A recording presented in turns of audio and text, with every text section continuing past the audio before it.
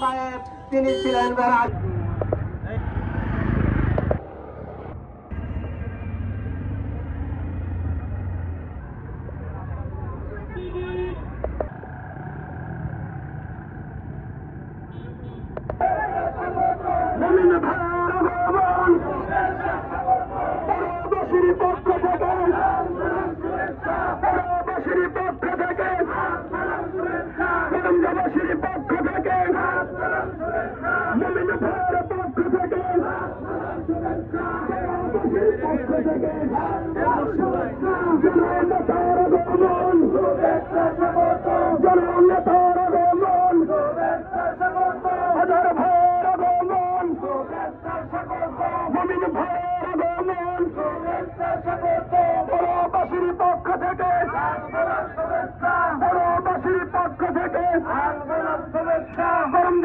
পক্ষ থেকে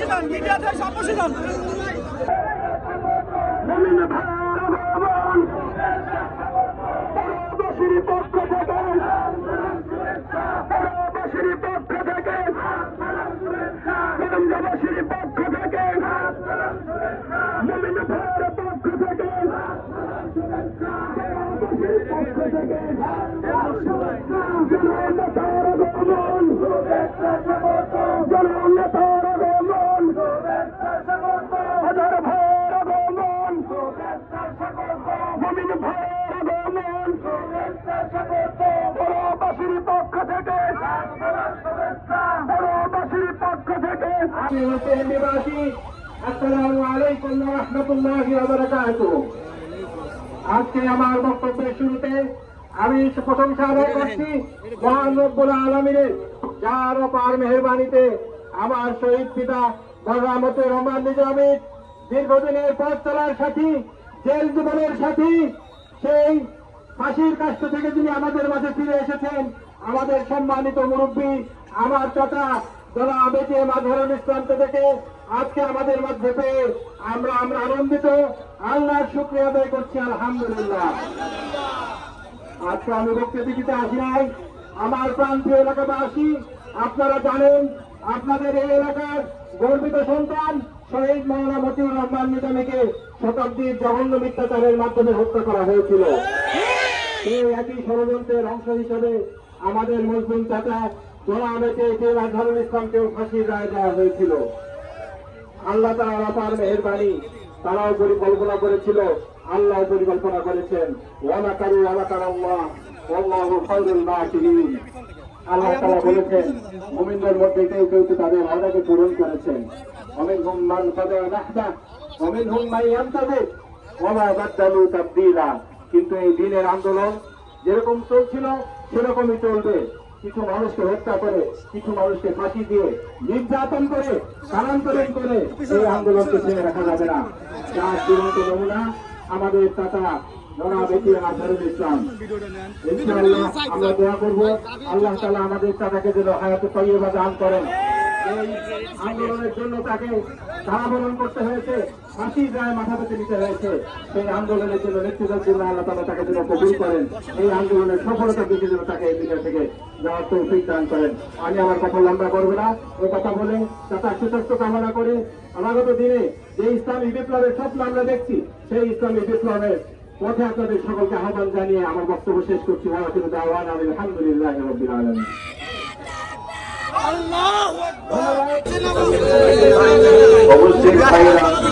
আসসালামু আলাইকুম ওয়া রাহমাতুল্লাহি ওয়া বারাকাতুহু।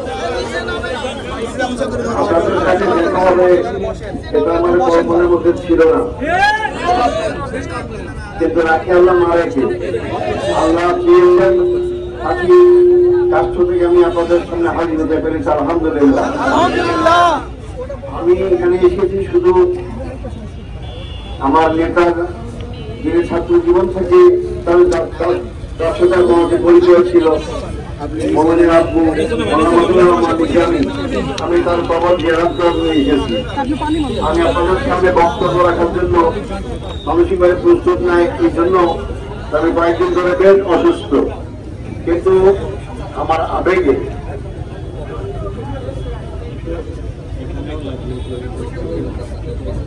তার সাথে নিজামী ভাইয়ের সাথে আমার যেহেতু 1968 সাল থেকে পরিচয়, এই জন্য অসুস্থ শরীর নিয়েও আমি তার কবর জিয়ারত করতে এসেছি।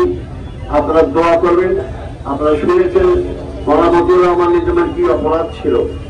তার কোনো অপরাধ ছিল না, তার অপরাধ ছিল একটাই, তিনি বাংলাদেশের জমিনে আমরা দিন কায়েম করার জন্য আন্দোলন করেছেন, এটাই তার অপরাধ। তার অপরাধ ছিল বাংলাদেশটাকে ভারতীয় আধিপত্যের হাত থেকে রক্ষা করার চেষ্টা করেছেন। এই জন্যই তাকে ফাঁসির কাছে ঝুলানো হয়েছে। মিথ্যা মামলা দিয়ে, মিথ্যা সাক্ষী বানিয়ে তাকে হত্যা করা হয়েছে। আল্লাহর বিচার দুনিয়াতেও হয়। যারা বিচারক ছিলেন তারা কোথায় আজকে? তারা কিন্তু আজকে বিচারের জায়গায় নাই, তারা ওখান থেকে সরে আসছেন, কিন্তু তিনি মর্যাদা পেয়েছেন। মওলানা মতিউর রহমান নিজামী যিনি বাংলাদেশের আমির ছিলেন তাই নয়, সারা বিশ্বের 100 জন মুসলিম স্কলারদের মধ্যে 42তম ছিলেন। অর্থাৎ তিনি শুধু বাংলাদেশেই পরিচিত ছিলেন না, বাংলাদেশের বাইরেও তিনি পরিচিত ছিলেন। এরকম একজন ব্যক্তি, সজ্জন ব্যক্তি, তাকে হত্যা করা হয়ে গেল। আজকে যারা হত্যা করেছেন তারা দেশে কি আছেন? তারা দেশে নাই। তারা কোন জায়গায় গিয়েছেন? দেশ থেকে পালিয়ে গিয়েছেন না? নিজামী সাহেবকে পালিয়ে গিয়েছিলেন? পালান নেই। কেন পালান নাই? কারণ তিনি জানেন না আমি কোন অপরাধ করেন নাই। তিনি জানেন যে মৃত্যু আমার হবেই একদিন একদিন, সেটা ফাঁসির কাছে হোক, আমরা অসুস্থ হয়ে হোক, ট্রাকের নিচে পড়ে হোক, মৃত্যু যখন আসবে আমরা কেউ ঠেকাতে পারবো না। তিনি সিংহের মতো মৃত্যুবরণ করেছেন। আল্লাহর কাছে মর্যাদা পেয়েছেন শহীদ হিসাবে। আমরা সবাই দোয়া করব আল্লাহ তার শাহাদাত কবুল করেন এবং জান্নাত উচ্চতম মর্যাদা দান করেন। তার উত্তরসূরি তার সুযোগ্য সন্তান খ্রিস্টান মুমিন, তিনি তাকে আল্লাহ এখানে রেখেছেন। আমি শুধু একটাই বলবো, আপনারা মতিউর রহমান নিজামীকে ভালোবাসেন, শ্রদ্ধা করেন। তিনি যে দিনের জন্য জীবন দিয়েছেন, তার উত্তরসূরিদের ছেলেকে, সন্তানকে আপনারা তাকেও তার মতো ভালোবাসবেন এবং তার হাতকে শক্তিশালী করবেন। তার বাপের অসমাপ্ত কাজটাকে সমাপ্ত করার জন্য তাকে সাহায্য দান করবেন। আমি আপনাদের সবার সুস্বাস্থ্য কামনা করে আমি আজকে যে অসুস্থ, আপনারা দোয়া করবেন। আমি পরিশেষে বলতে চাই, আমার জন্য আপনারা অনেকে দোয়া করেছেন, রোজা রেখেছেন, নফল নামাজ পড়েছেন। আমি কিন্তু আপনাদের এলাকায় জামাই, এই করমদা আমার শ্বশুর বাড়ি। পুরাতন লোকরা অনেকে আমাকে চেনেন এবং আমার মুক্তির জন্য আমি শুনেছি সবচেয়ে বেশি বড় প্রোগ্রাম মিছিল হয়েছে পাবনায়। আমি কেন ভাই, আপনি তো আমাদের জামাই। আমি আপনাদের কাছে অনুরোধ করবো, সামনে ইনশাল্লাহ শরীর ভালো থাকলে আমরা আবার এখানে আসবো ইনশাল্লাহ। কিন্তু আমি অনুরোধ করবো আমাদের এই ভাতিজাকে আপনারা দেখবেন। আল্লাহ হাফেজ।